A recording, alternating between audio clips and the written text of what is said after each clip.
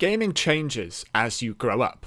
I'm sure a lot of us have our first gaming memory. Mine is being wowed by Spyro the Dragon on PlayStation 1, specifically a not-for-resale copy from Blockbuster, which was somehow killed by the much less convenient and much more impersonal mail-order DVD business.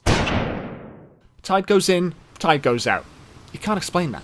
Now that copy of Spyro the Dragon must have been bought for me when I was around 7 or 8 years old. And even though I've regularly played video games pretty much ever since, it was a long time until I would consider myself a gamer. And that's not just because concepts such as social factions and collective identities are kind of lost on your average 7-year-old, but because, well, I wasn't one. To the ages about 7 to 17, games were nothing but a pastime for me. Even during the summer that I discovered Oblivion and I didn't leave my sofa for 6 weeks, I never considered myself a gamer. It was just an enjoyable activity that I spent my time doing, as opposed to being part of my identity. If the government had suddenly outlawed gaming, I don't think I would have been upset. Well, I would have, because that's a scary thing for a government to do, but what I mean to say is that I wouldn't have felt like part of me had been taken away, just the absence of one of my hobbies. And I do realise that this process will be different for everyone. Some people may have become gamers the moment they played their very first video game. Others may have consciously decided, hey, that looks fun, I want to be a gamer. Some people were brought up by their parents or siblings as a gamer, and others maybe played games as a hobby for a few years and sort of over time gradually became a gamer. That's what it was for me. But regardless of your gamer beginnings, being a gamer changes as your life situation changes. Around the age of 18 was when I started considering myself a gamer, and at that time I had all the determination and desire imaginable. In Team Fortress 2 alone, I had an ever-improving competitive team, a thriving virtual hat business, a weekly routine, and tens of friends who I'd game with every evening. But most importantly, I had two things: time and a lack of responsibility.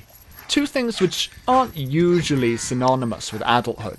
Throughout college, university, and the first few years of full-time work, I lived at home with my parents. I had lots of free periods between classes, and my girlfriend lived in a different city.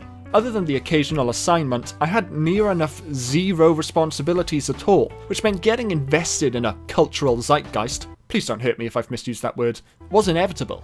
And for me, that just happened to be gaming. I could afford the time and energy to research and practice how to get better, to watch video after video of tutorials. I could monitor the trading markets of TF2 and adjust my own trading profile to stay competitive. I could practice with a team. I could speak with gamers on the other side of the continent daily and build up friendships. I could know a game inside out. I could play a game inside out. Because I had the time. Because I had the emotional energy available to invest. Fast forward to today. Things aren't all sunshine and rainbows anymore. But don't get me wrong, they're not all dog turds and room temperature coffee either. But the freedoms of time and energy that were once in my grasp have long since slipped through my fingers. My time is now divided between my house, my partner, my car, my various bills and expenses, my grocery shopping and food prep, my other life commitments, and of course, my full-time job, which allows me to pay for my house, activities with my partner, my car, my various bills and expenses, my grocery shopping, my food prep, and other life commitments. What little time is left over is the holy grail of adult life: me time. That sliver of time that occasionally shows its face and allows a person to do something that they choose to do, and it's not just an activity dedicated to keeping them alive. For the most part, I use that time for gaming. Now, please don't interpret this as a complaint at all about the requirements of adult life. I'm happy to be self-sufficient and independent, in control of my own domain and sharing it with someone I love, earning my right to carry on living each day. As dramatic as that may sound, that is broadly what it boils down to.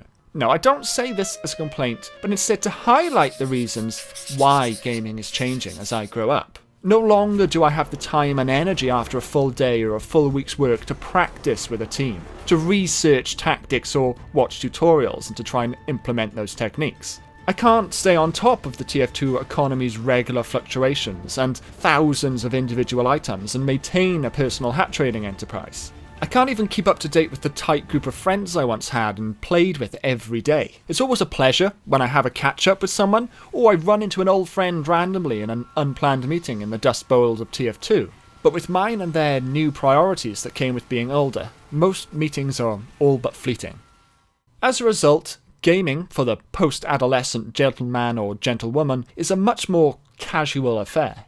I still play TF2, but I enjoy it for its casual servers alone. Sure, I've got an interest in the competitive community thriving as much as possible, but I know I can't give it the attention required to actively participate, so I cheer from the sidelines. Any attempt for me to play a competitive game, TF2, Overwatch, Counter-Strike, whatever it may be, often ends in frustration. I feel like I should be better than I am, because at one point, I was.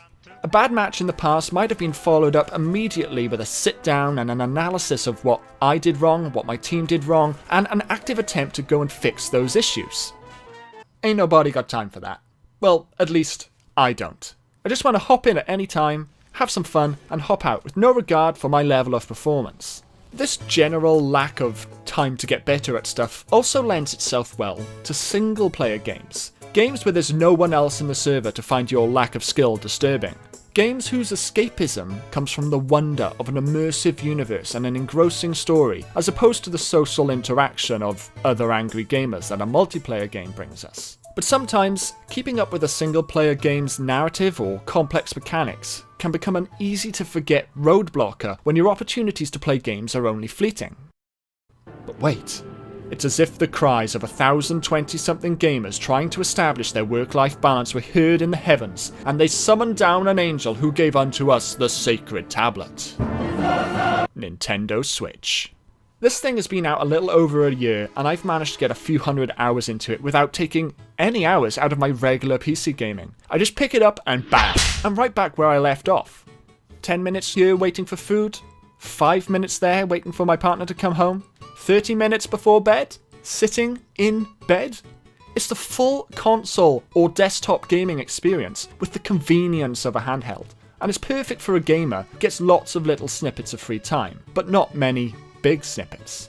In fact, I only have one complaint about the Nintendo Switch. Where the hell is my Sunshine remake? Someone told me that I'm special.